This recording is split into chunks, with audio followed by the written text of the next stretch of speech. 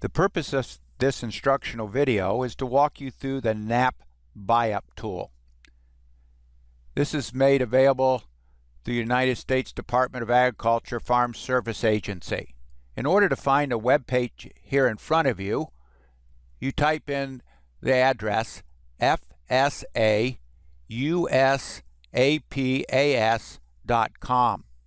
This stands for United States Agriculture Policy Analysis System. This page can take you to any of the government program, but we're interested here is the NAP buy-up program.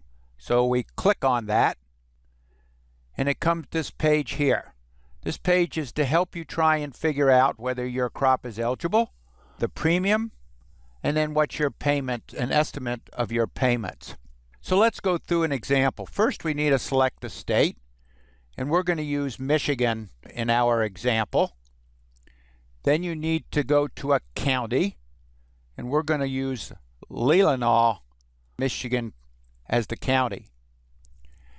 First thing we need to do is what they call an RMA check. Is the crop you're thinking about covered in the Risk Management Agency, or do you need to use the NAP program? So we go down to Select Crop and click on it. And we want to do, say, tart cherries. That's not on the list, so you click Not Listed.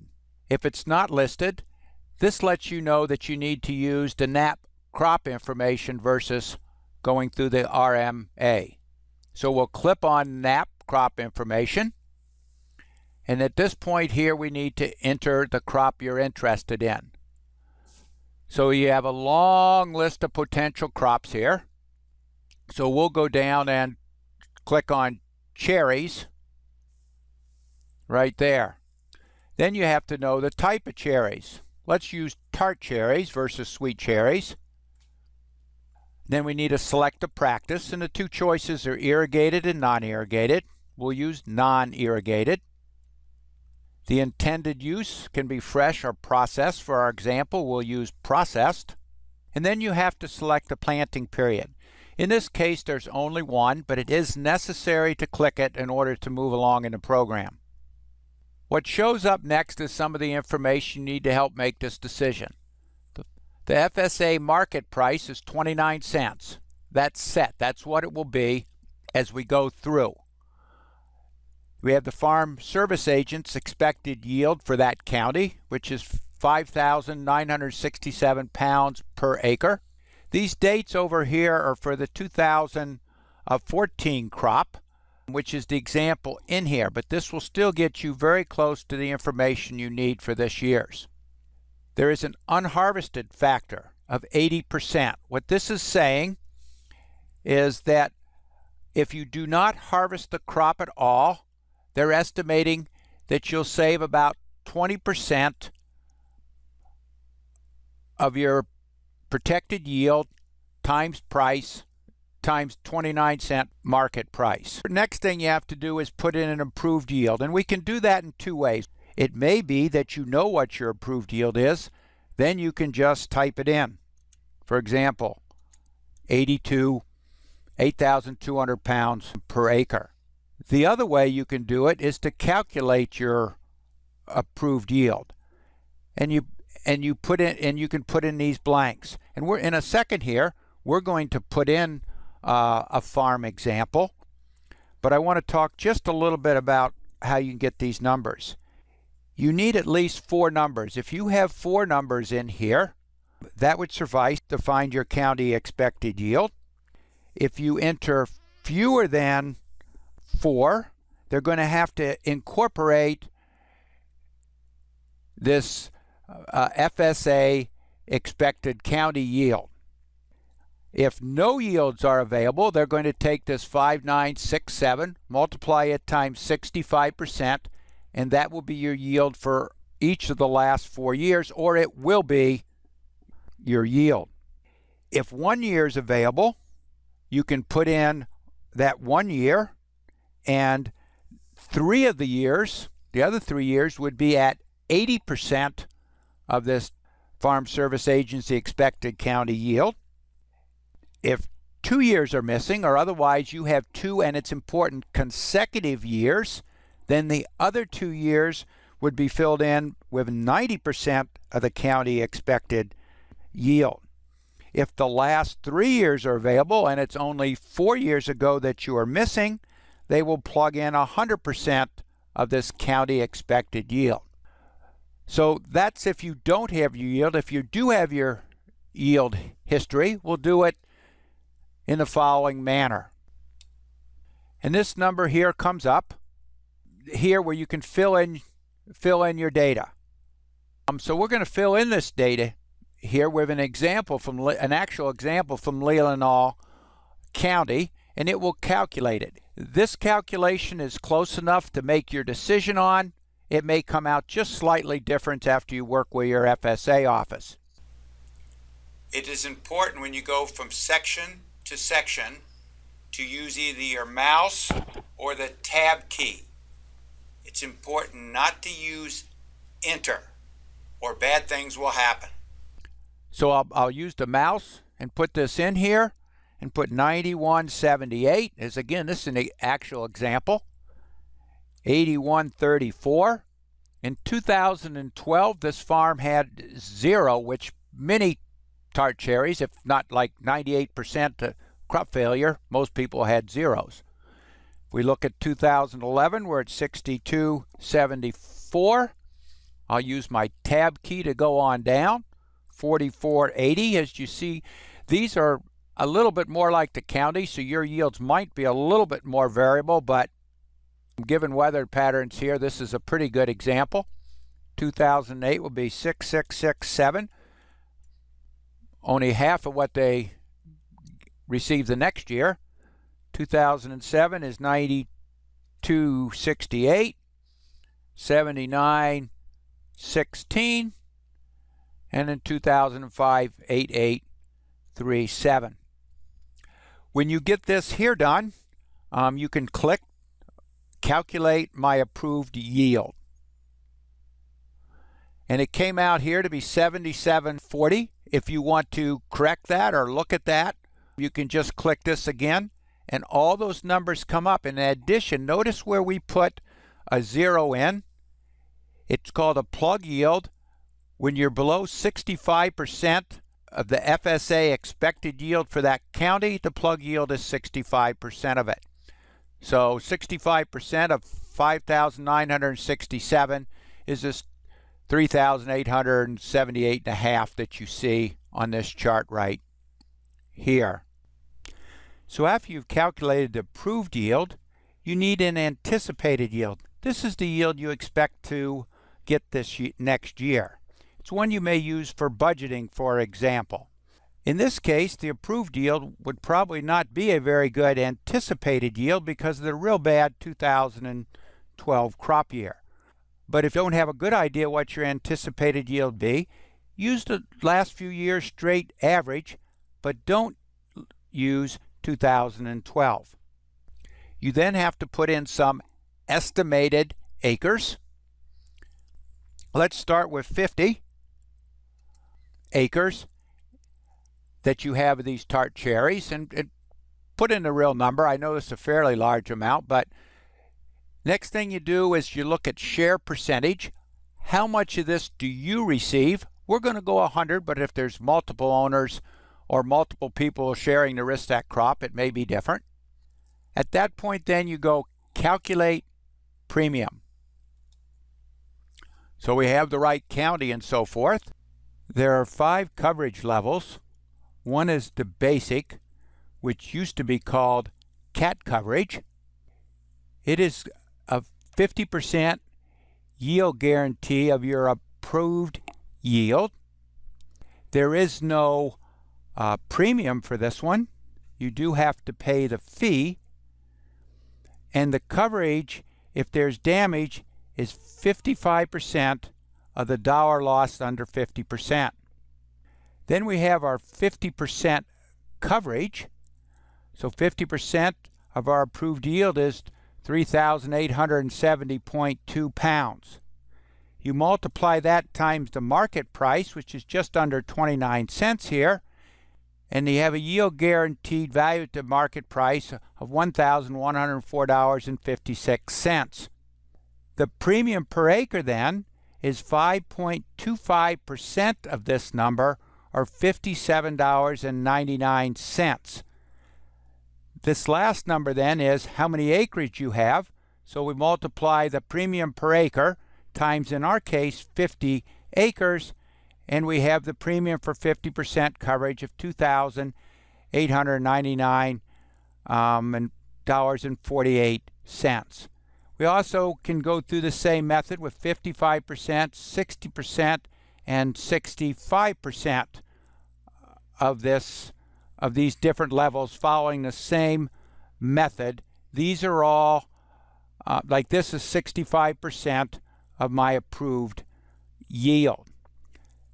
Notice that none of these numbers over here are greater than $6,562.50. Producer maximum is capped at $6,562, and we'll go through an example in just a minute to explain how that works. You come down here for the estimated results. As you can see, if you get your 8,200 or above, these numbers here correspond to your premiums above because you don't gain anything and you have those costs. This is the commodity revenue if it was worth the 29 cents a pound. And we gradually start taking off some yields, or decreasing the yield as we go down. And for quite a period of time, until you get under 4,920 pounds per acre, the number are 33 per acre. The numbers we see in this line are the same as your total premiums. And then as we start to decrease here, in this case 4,920, you see this number here is smaller than your premium. What that means is you've gotten some payment that's that's paid back the difference between your premium level and this amount here. As we get down to 4,500 pounds of your insurable yield, you see that not only have you paid off the whole premium here, but you've also received a payment of $36.69.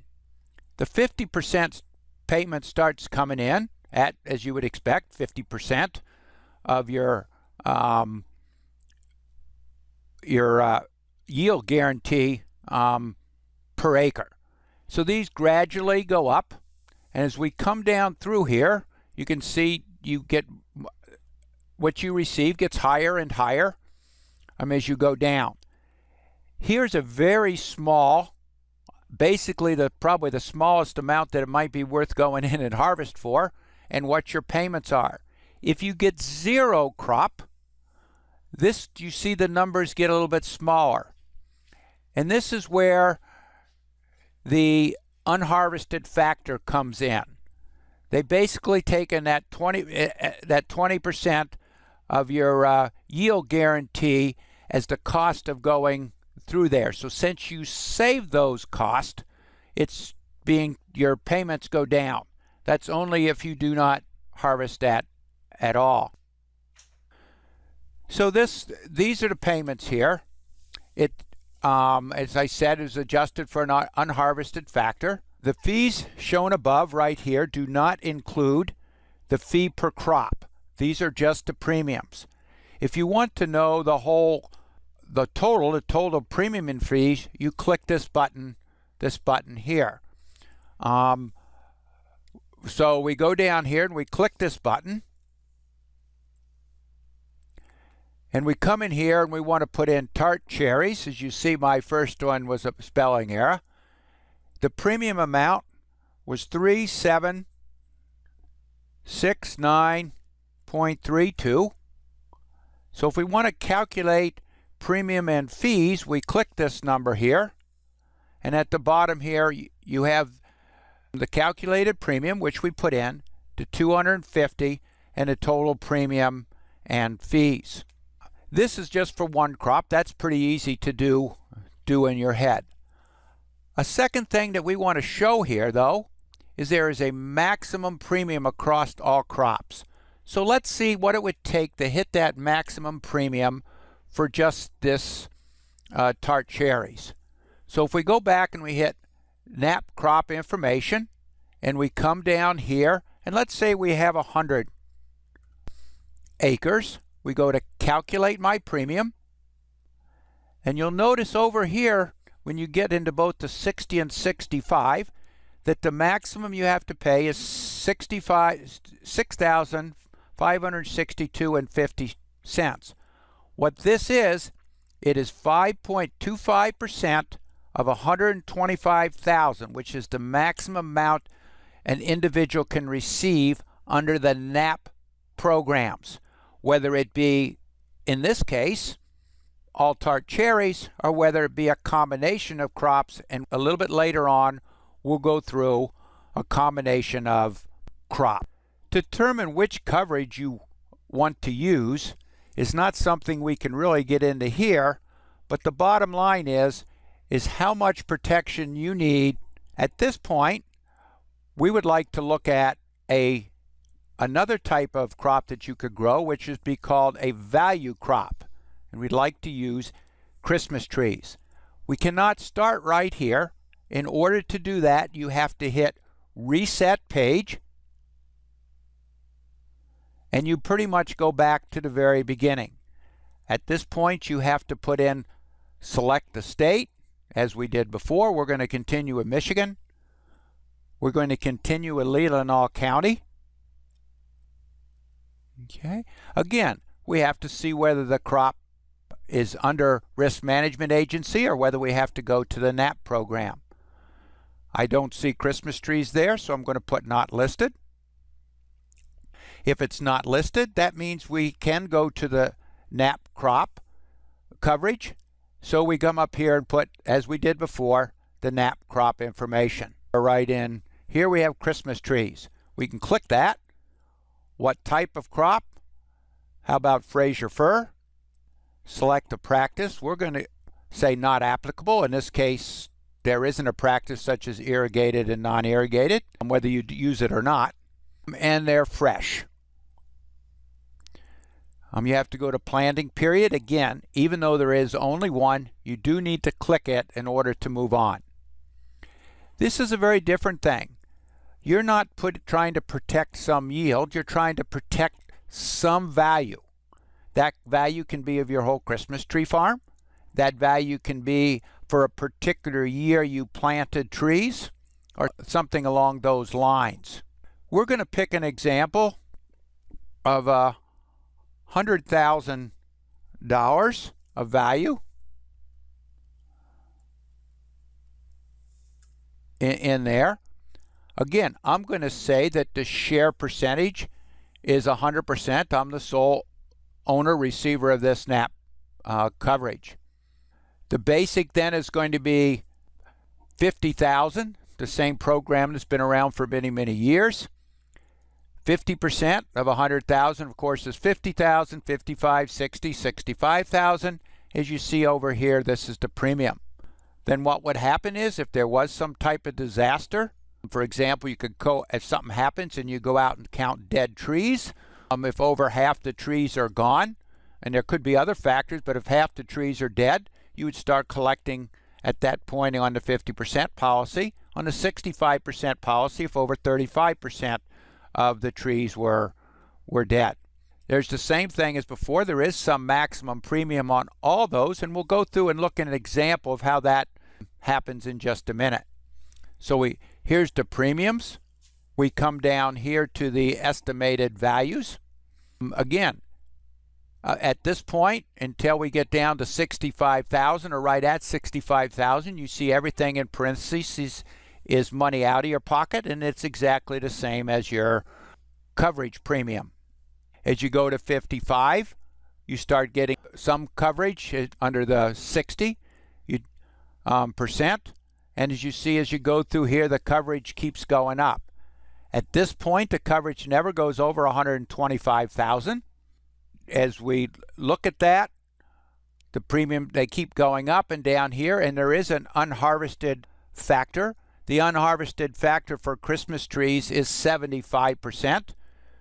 So they're going to assume that if you don't harvest, they're going to subtract off 25% of the payment you would have received for 100% loss. In this case, 100,000 divided by 2, or 50,000. Again, if we want to calculate our total premium and fees, we can hit this button here. We come up here, and then here we're going to put Christmas trees. Let's say we're going to take the 65% level, so it's going to cost us $3,412.50. But let's say we're the same farm that was growing 50 acres of tart cherries, not the 100-acre example. So if we put tart cherries here, the premium was $37.69.32. And if you have multiple crops, it's important when you're using this tool to write these down each time so that you can get these total. So here we have these two at these two different premiums. We hit calculate premium and fees. And at the bottom, if you'd added those two numbers up, it would have been $77,182 approximately. You notice here the premiums for all crops is listed as $6,562, and what that means is that is the maximum we've talked about a couple times, which is 5.25% of the $125,000 maximum. When we look at fees, we look at $500 because that's $250 per crop, and that is owed still for each crop. So if you had 6 crops here, this premium for all crops would still be $6,562, but you'd add up $250 fee for each of the different ones. So when you add those together, your total projected premium and fees add up to $7,062.50. The fees are due as you sign up for the NAP protection. The premiums are due closer to harvest time. At this point, we've been through a couple of examples of this. If we reset the page and go back to the beginning, just so we know where we start, tool really is an excellent estimator to help you make your decision on perhaps whether you want to use NAP at all, which level of insurance you may want to choose. And you can probably come pretty close to a decision on whether this is something you want to do. But as it is an estimator, at this point, you now have to work with your county farm service agency. So if you don't have the information to do your proven yields, then you need to collect that information, and then you need to work with them on what your actual expected yield will be that you can use for your NAP program. If this seems to be a tool that you can use, your next step is to gather all the pertinent information and then head down to the Farm Service Agency. Anytime when you build a program such as the one we've just went through, there's always some ifs, ands, and buts. There are a few things that you may have heard about or may be important here that works in this program but didn't come through real clear. For example, tart cherries. Tart cherries actually has an RMA pilot program. However, anytime there's a pilot program, you're also allowed to use the NAP coverage. So let's go through a list. A crop is eligible for NAP coverage if any of these 3 conditions exist. No crop insurance facilitated by RMA. That's the one that's pretty clear. Then there's a couple others. Risk management crop insurance is available, but that does not have basic, what has been called in the past, CAT coverage. And a third one is RMA insurance is available for that crop, but you may have a type or an intended use that is not covered by the RMA facilitated insurance, and therefore you're allowed to use NAP crop coverage. For example, cucumbers. So let's go to Michigan again. We're going to go to Gratiot County, where they grow pickles and cucumbers. We're going to select a crop, and in this case, it's on the list, cucumbers. So that still looks like we can use Risk Management Agency facilitated crop insurance. However, when you go over to select type, it's not pickling. Let's say it's not listed. That makes you eligible for NAP coverage. So we'll go up and click NAP crop information. Again, we have to select a crop of cucumbers right here. You look and you select the type. Let's say it's common. You select a practice. Doesn't really matter which one you pick there. And let's say it's fresh. Okay, your planning period you have to pick even though there's only one choice. And there you get to where you go through, just like we did before, the information for NAP coverage, and you motor on just like we did in the other ones.